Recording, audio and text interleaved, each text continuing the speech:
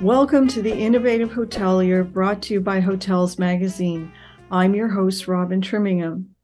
When we think of the restaurant industry, most people typically imagine sleek gathering places with fine wines, tempting morsels of food, artfully presented on white plates, and beautiful people attending to their every whim. What we don't think about is a dark, high-pressure world riddled with stress, burnout, alcohol and drug addiction, and even death. And yet, as my guest today can attest from firsthand experience, there are real problems lurking in many restaurant kitchens, and it's time for them to be exposed and better understood so that the healing can begin.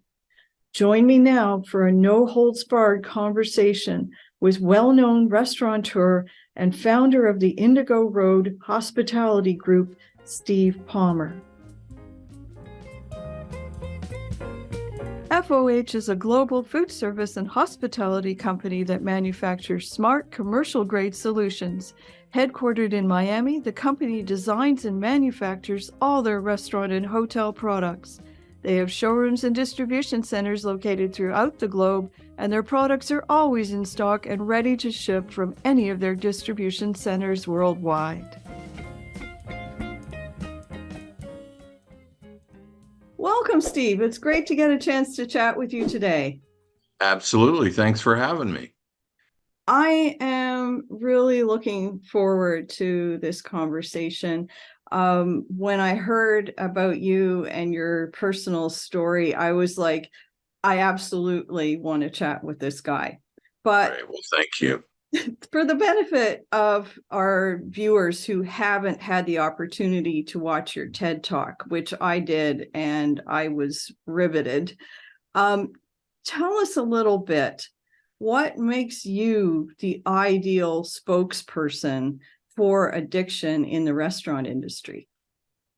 Sure. Well, I don't know if I'm the ideal person. I'm certainly passionate about mental health, recovery from drugs and alcohol, and certainly have a lot of experience in that. So I'm a lifelong hospitalitarian.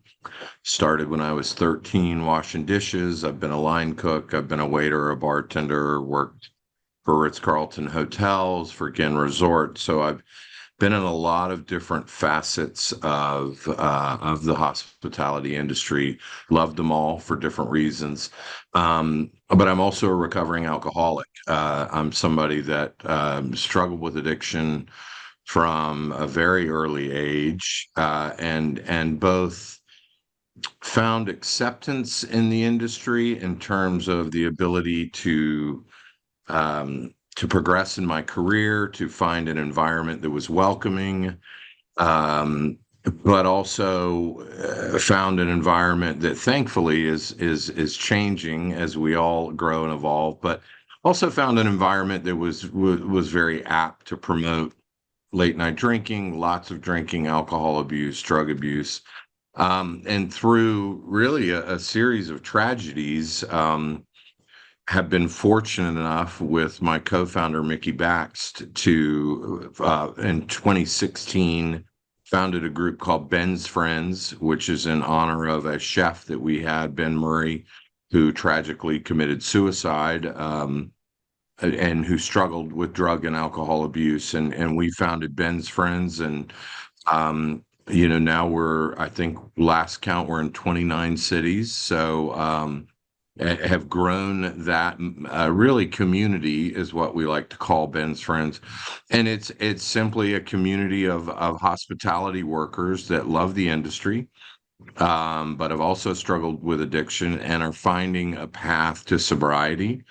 And not only a path to sobriety, finding a way to be productive employees, employers, to really thrive in the hospitality business. And so I always say it all the time, it's truly my life's greatest work.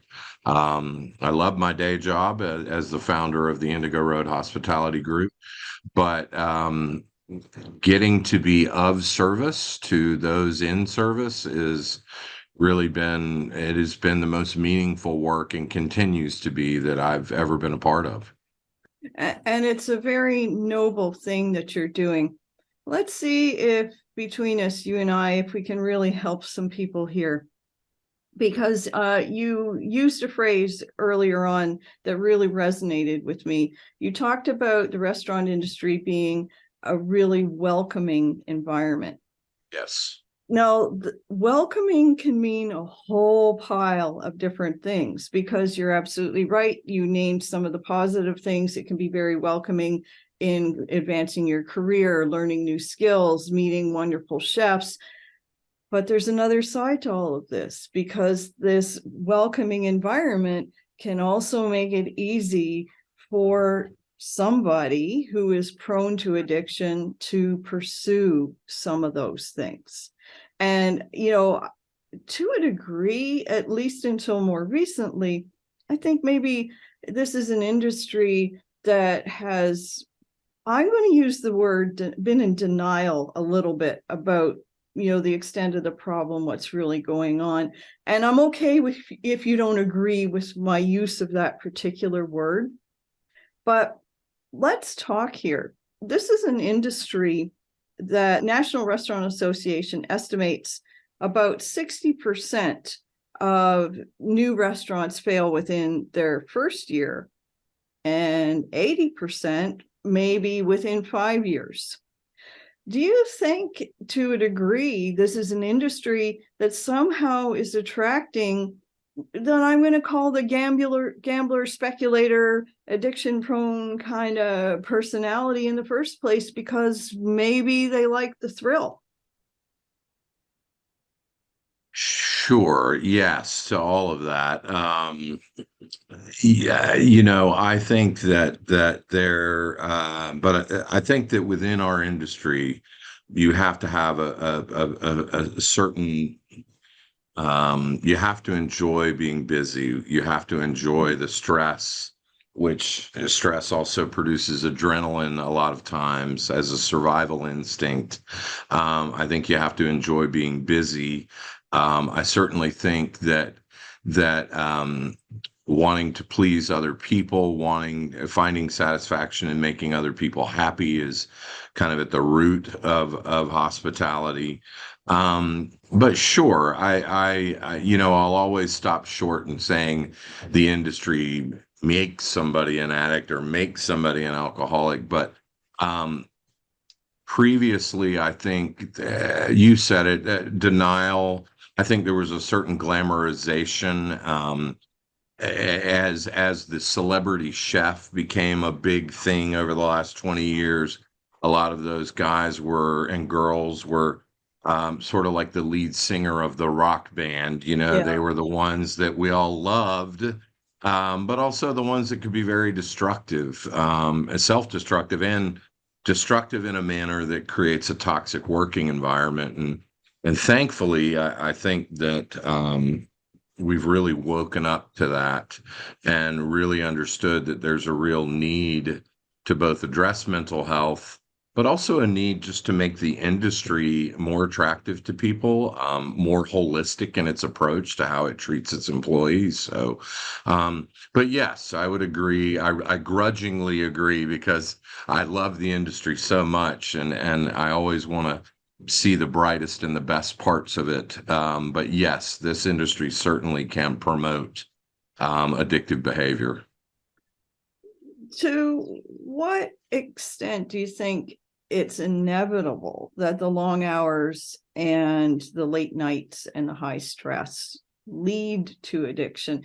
Because, I think it might be fair to say this is sort of a chicken and egg conversation. You know, is it an industry that's attracting this personality trait? Is it an industry that is leading people down this path because they don't have strong coping skills in place? Sure. Yeah, I mean, it depends on who you talk to. I think that there are plenty of people that work in the restaurant business that deal with the adrenaline and the stress and who are not addicted and don't identify. I think it's first understanding that addiction is a disease. It is a genetic code that says that I am predisposed. No matter whether I work on Wall Street, at a nursing home, at an elementary school, I'm predisposed. And to that degree that someone has the genetic code of addiction, and they step into an environment where, historically speaking, drug and alcohol abuse has been accepted, sure, it's gonna accelerate all of those things. But I think purely from a mental health point of view, it's really understanding that addiction is a disease. Yeah, no, I completely agree with you that it is. And what's challenging about this one is I think, and I'm no medical expert, but my experience would lead me to believe that just about any of us can and is addicted to something.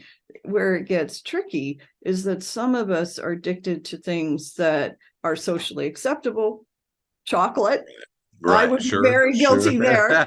Sure. Caffeine all day long. But in the other, in the other realm, if the thing you've gotten or one has gotten oneself addicted to is not socially acceptable, not legally acceptable, it's a Right. bit more of a problem.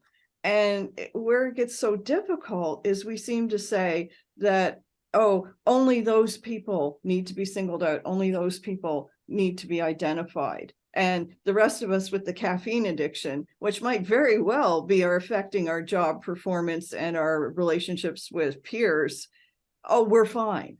And I'm not really sure that's the case at all. Right. Well, certainly,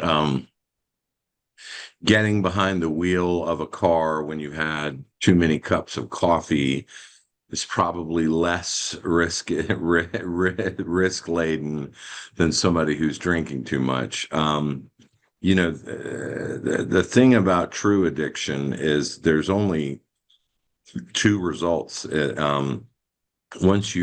you have the disease of addiction, and you're not making the choice to get sober, the only outcome is death or jail, right? Yeah. And that's pretty, sounds pretty dramatic, but um I think for so long there's been so much shame around addiction, or it's been seen as a matter of willpower. If you were just stronger, you wouldn't drink so much. And again, thankfully, as we understand really the nature of mental health, we understand that a lot of it is genetic, a lot of it is generational, which is something that we don't talk a lot about.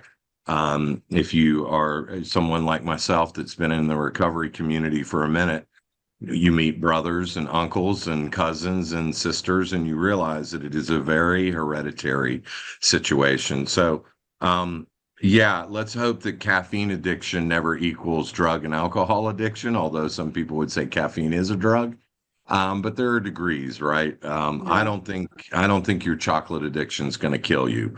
I'm not saying it Let's couldn't hope on not. some, yeah.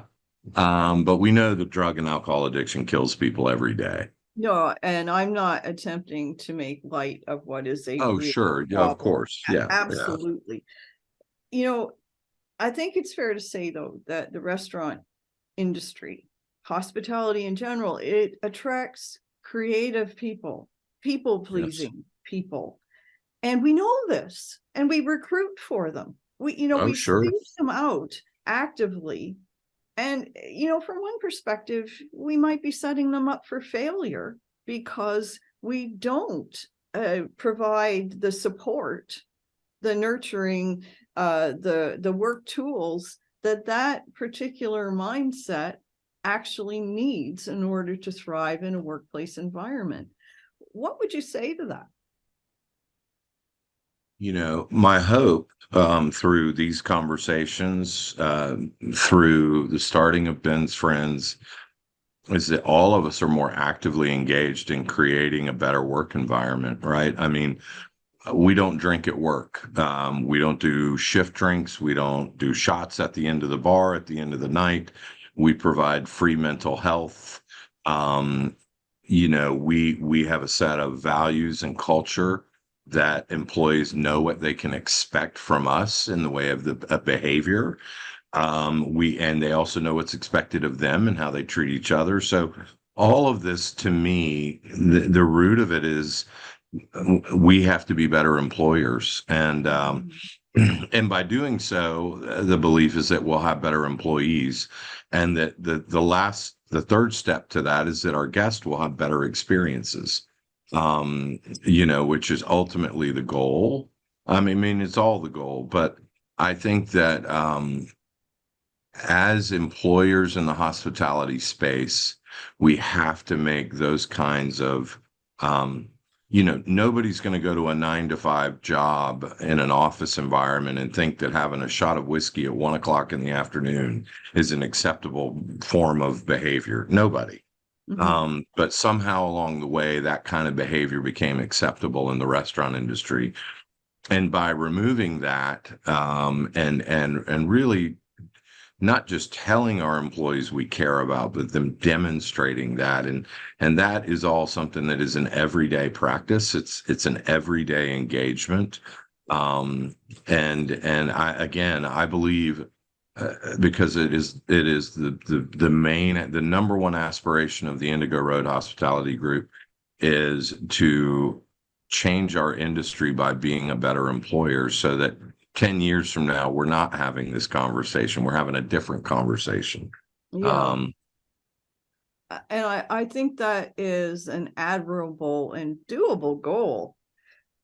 Let's talk about some of your compatriots who might not really be there yet with their thinking.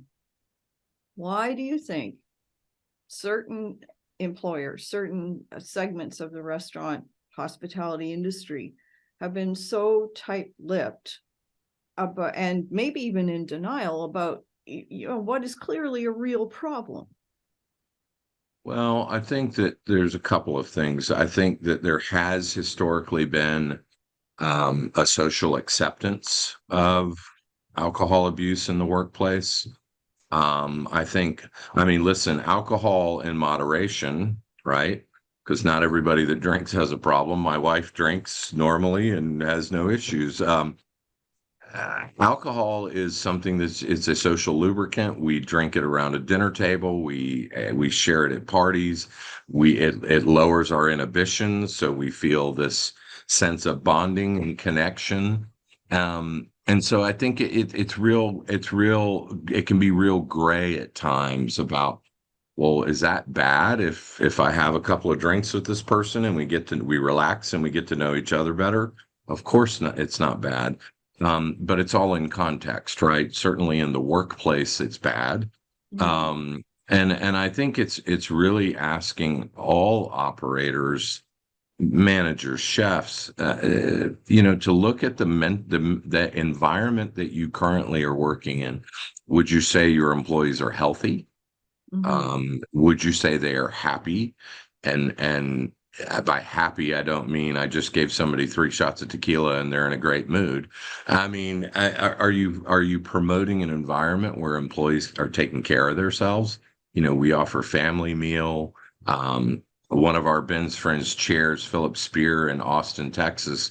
He started a run club that is now extended beyond people in recovery. So again, all of these little things, what I would say to people who aren't quite there yet, your employees are what make your restaurants, your hotels, your bars work. They are the lifeblood of what you do.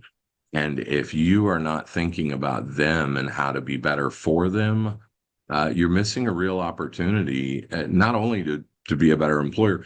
By the way, I think you have a more profitable business when you have a healthier business. I think anybody that isn't looking at this with a more critical, open mind really is in denial. Maybe they themselves have issues that they don't want to address. So it's easier, I can remember when I got, yeah, I mean, and I'm certainly not finger pointing, but I can remember when I first got sober, some of my best friends my best drinking buddies, suddenly my phone didn't ring anymore because, right, if I have a drinking problem and we were together all the time, what does that say about them? Yeah. And you know, and that's the other thing about mental health. It's not a and I can't say this enough. I'm not saying drinking is bad. I'm saying it was bad for me. You know, it being sober and being co-founding Ben's Friends and being in this space and in this conversation with you is not about some moral superiority. It's about an acknowledgement that people are really hurting and we need to do something about it. Yeah, no, I completely agree with you. To speak with authenticity in a way that people can relate to, you have to have had personal experiences Right. yourself. That's right. You That's right. have to know what you're talking about. I agree with something that you said a couple minutes ago about having a better, more profitable business when you have healthy employees. And I think for anybody who's an employer listening to this, who hasn't quite woken up to how important this is, I mean, the statistics are there. It is 5 times more expensive to find, hire, and train a new Right. employee, particularly in an industry like the restaurant, where actual real skill is required. You know, Right. you have to fillet the fish the way Right. your That's right. restaurant does it, not the Right. way they did it, 3 restaurants ago. Right. And you're also, I mean, you guys live and die by reviews, social Yeah. media. Yeah. I mean, if you have somebody who's, I'm just going to say, only half present preparing food, Right. you're getting a meal that was created by somebody who was half present. How in the world is Right. that ever going to be a good thing in the long run? That's right. Um, okay, so I this might seem to you like a dumb question, but I bet it's a question a lot of our listeners will have. We all know somebody that we feel, drinks too much, uses a little too much substance. We'll leave it there. It's a Sure. family-friendly podcast. Right. Um, but like, how much is too much? How do you draw the line? How do you know that I'm okay, you're okay, but Joe in over there isn't? Right. I think that there's you know, so I always say look for the behaviors. You know, is this person consistently late at work? Um, are their uniform, are they coming to work in clean clothes every day? Do they look like they've showered? I know this sounds a little a little No, basic, it's a but good point. emotional mood swings. One day Joe is in a great mood and on top of the world. The next day Joe is irritable, head down, kind of dark. um I think those are the kind of telltale signs when really the emotional swings, that's a telltale of some kind of mental health. It doesn't mean, oh, you're having mood swings, you're an alcoholic, but it does mean, hey, there's something wrong. There's something wrong that needs to be, looked at. And I always tell people, I get asked, as I'm sure you would imagine a lot, well, what do we say? Oh, that's was Um, going to be my next question. So right, definitely go for it. yeah. What do we say? And I think the saddest thing is so often we don't say anything at all, right? Maybe we were out drinking with Joe 3 days ago. The difference being I haven't been out drinking in the last 3 days, and Joe's been out every single night. Um, Again, it's the social gray area of the subject of drinking. I always, always, always say, first and foremost, I encourage people, say something. Say Mhm. something. You may not get a positive response. You may not get the response you were hoping for. But the thing about addiction, and I say this a lot, it's the only disease that tells you you don't have a disease, right? Cancer patients are not walking around saying, I don't have cancer, I'm fine.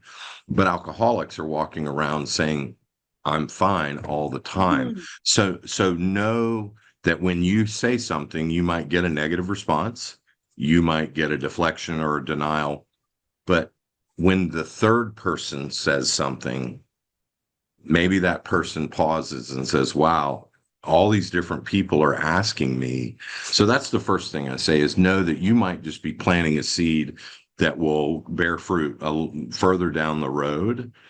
The second thing, and I think this is important, is to not come at someone from a place of judgment. If you start the conversation by saying, Joe, I think you have a drinking problem, I can almost guarantee it's not going to go well.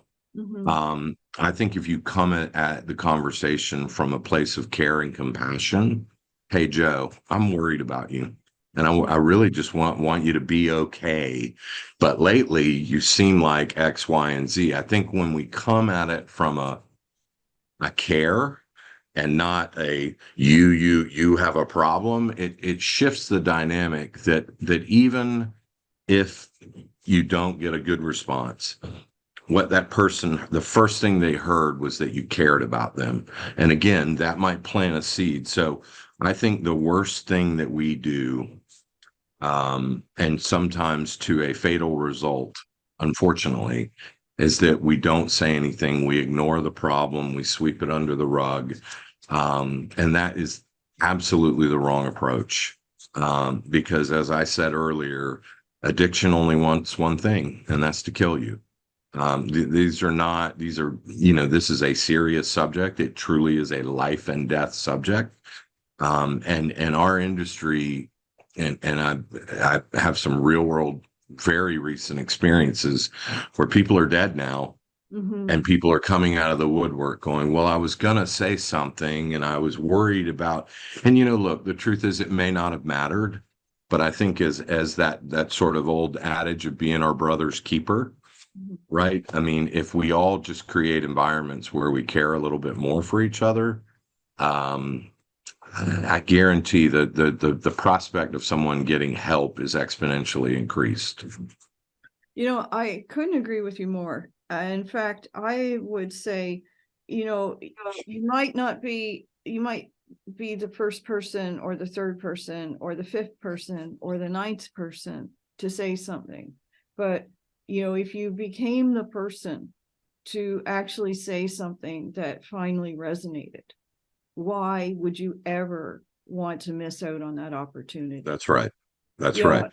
I think if you extend a hand of friendship, of caring, I don't think that you can be in it for self-gratification, expecting to be a hero, expecting it to go well. But I think you're doing it because, as you say, you actually care what happens to that person. Yeah, 100%. I mean, no one wants to live with the regret of feeling like there was something more that could be done. And now that opportunity, and you didn't do it. That's right. Yeah, I completely agree with that. Let's change the subject a little bit here. Some people who are hard-nosed, cynical, think they know more than you and me about all of this, are going to say that, well, the solution to the problem is very simple. We're just going to have drug testing in the workplace. Right. How do you feel about that? A couple of things. I first and foremost, many states are legalizing marijuana, so that would be it depends on where you are. Challenge, yeah. I think that there is. I mean, in real talk, you would find it hard to staff some of your restaurants if you did that. I sort of circle back to the statement of like, I'm not saying alcohol is bad. I personally don't even think marijuana is bad. It's what you do in our four walls when you're with us that matter. Personal freedoms is a real thing. There are companies, bigger corporate hotel companies that drug test. We would have a very hard time staffing our restaurants if we did that, just being totally honest. Established in 2002, FOH is a woman-owned global food service and hospitality company that manufactures smart, savvy, commercial-grade products, including plateware, drinkware, flatware, hotel amenities, and more. Driven by innovation, FOH is dedicated to delivering that wow experience that restaurants and hotels crave, all while maintaining a competitive price. All products are fully customizable, and many are also created using sustainable, eco-friendly materials such as straws and plates made from biodegradable paper and wood and PBA-free drinkware. FOH has 2 established brands: Front of the House, focused on tabletop and buffet solutions, and Room 360, which offers hotel products. Check out their collections today at fohworldwide.com.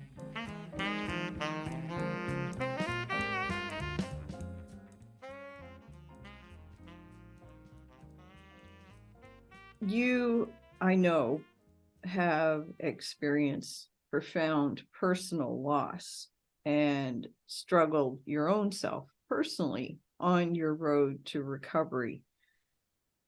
What would you say to our followers who are currently struggling with addiction of any kind at the moment? I would say that there is hope. The insanity of addiction, like I go back to the end of my drinking, where I knew beyond a shadow of a doubt there was a problem.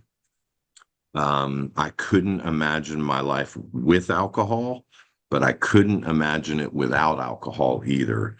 And that is a demoralizing place to be. You're in a cycle where you know what you're doing is bad for you, but you can't see a way out. And I say this a lot.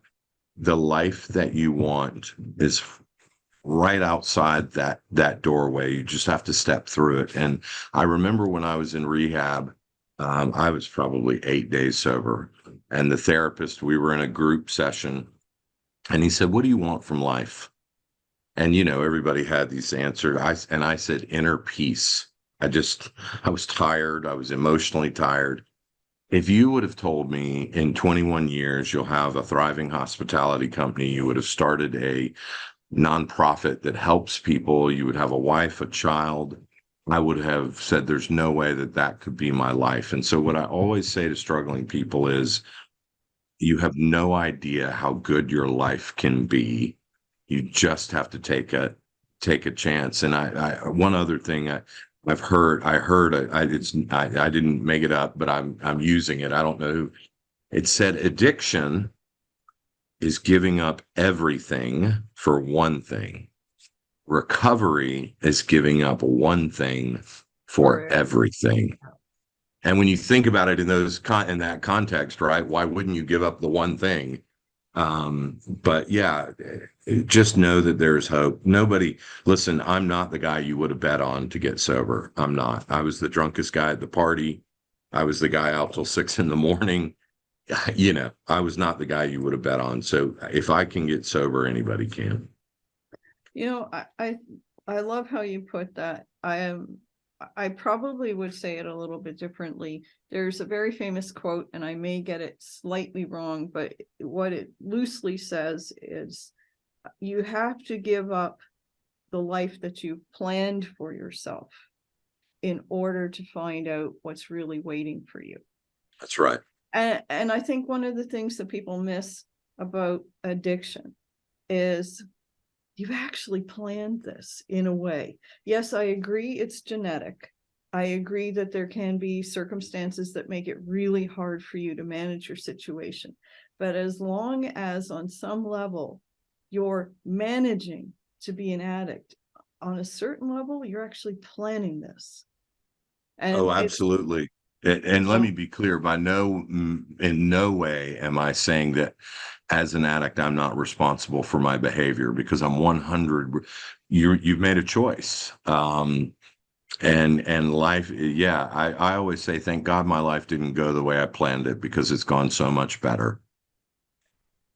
Oh, that's good. I like yeah.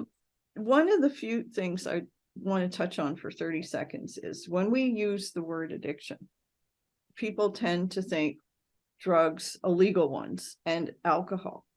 And we kind of leave out the door number 3. And the door number 3 can be the deepest, darkest secret of all: addiction to something that has been legally prescribed. And Sure.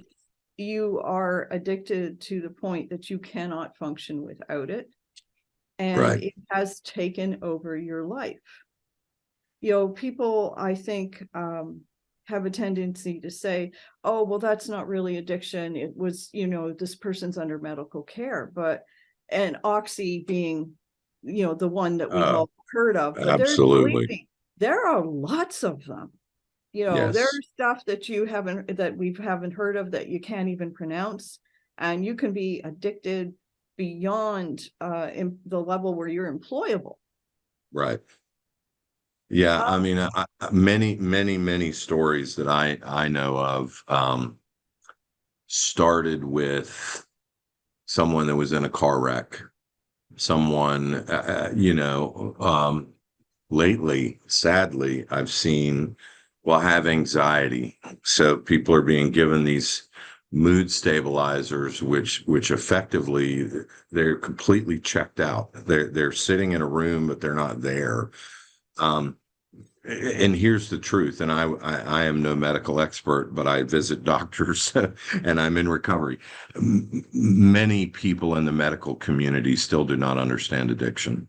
They still do not understand that the culture of prescribing you a pill because you're dealing with an emotional problem, it is fraught with risk. I am certainly not suggesting there aren't people that need to be on medication that aren't given responsible medications, but the opioid crisis just exposed pain management as a whole is a subject. I can tell you that as a person in recovery, I've had 5 surgeries and I've had to be prescribed. I would never take Oxy, but Percocet. I have had those pills given to somebody else. They have administered them to me, in exactly the manner that which they are prescribed. And I have gotten off of them as quickly as I can because I'm an addict and they feel good. And I see the danger, the real danger in somebody that, let's say, doesn't have the kind of support system that I have, that goes into a surgery, they get given an opioid. And I think that's why I don't think I know that's why the heroin epidemic in the last 10 years and fentanyl and these things that are dropped. But yes, prescription drugs are very dangerous. And just because you're being given a prescription drug does not mean that you are safe from being addicted to it in any way, shape, or form. So one of the other things that often gets kind of swept off the table as not really being all that important is what happens to the family members who are a mixture of shell-shocked and perpetually in crisis mode, cleaning up after, protecting, and unfortunately enabling all of this, Yeah. and to some degree unwittingly. Yes. I the enabling around addiction is often masked as care and concern. As you would imagine, I get a lot of calls from spouses, sisters, brothers. What do I do? What do I do? And I most often say the same thing. Listen, you need to confront, but then honestly, at a certain point, you need to get out of the way because the addiction is destructive to everyone around it. And cleaning up the mess, bailing people out, all you're doing is creating an environment for them to stay sick.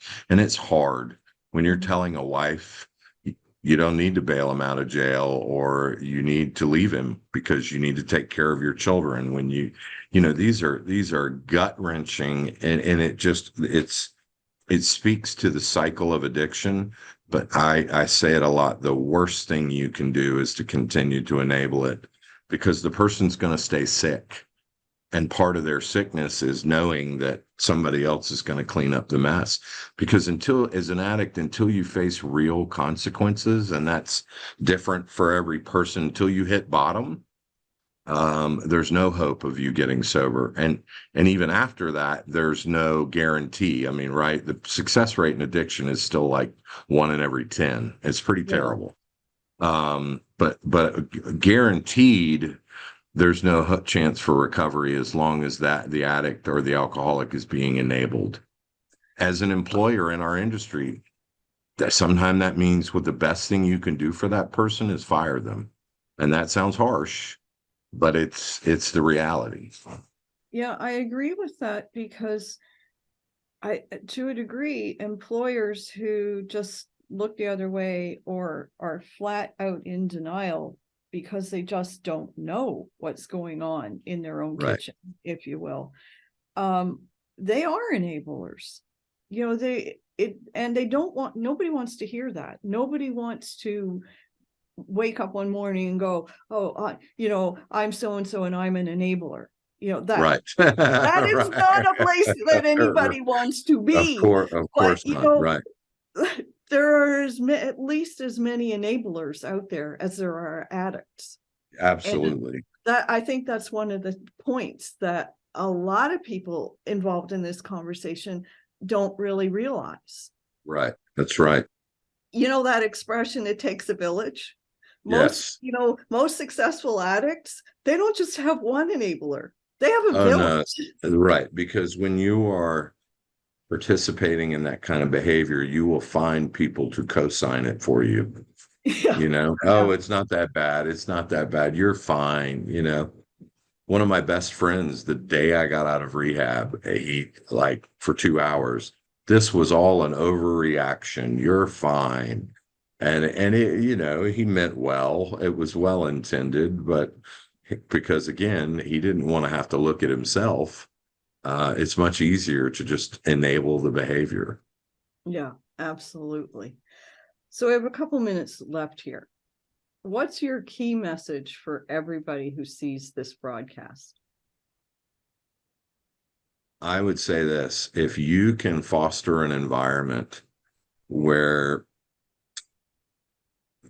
happy, whole, mentally well employees can thrive, and that means all the things I've mentioned, talk about mental health, take the alcohol consumption out of the workforce, promote mental health, have resources. It is only going to make our industry better. And I promise you, the lives that we see in Ben's friends that came in at day one, circles under their eyes, no hope, life in complete shambles. And then you see that person in a year, 2 years, and they're bright and they're smiling and they're thriving. There's nothing that replaces that. So I would say, be engaged in making our industry a better place. I think that's a great place to leave it. Steve, okay. I want to thank you so much for your time. Thank you. Today. Absolutely. I hope that a great number of people will hear this conversation and seek help, any kind of help. Absolutely. If any part of all of this is resonating with you. You've been watching The Innovative Hotelier. Join us again soon for more up-to-the-minute insights and information specifically for the hotel and hospitality industry. Thank you.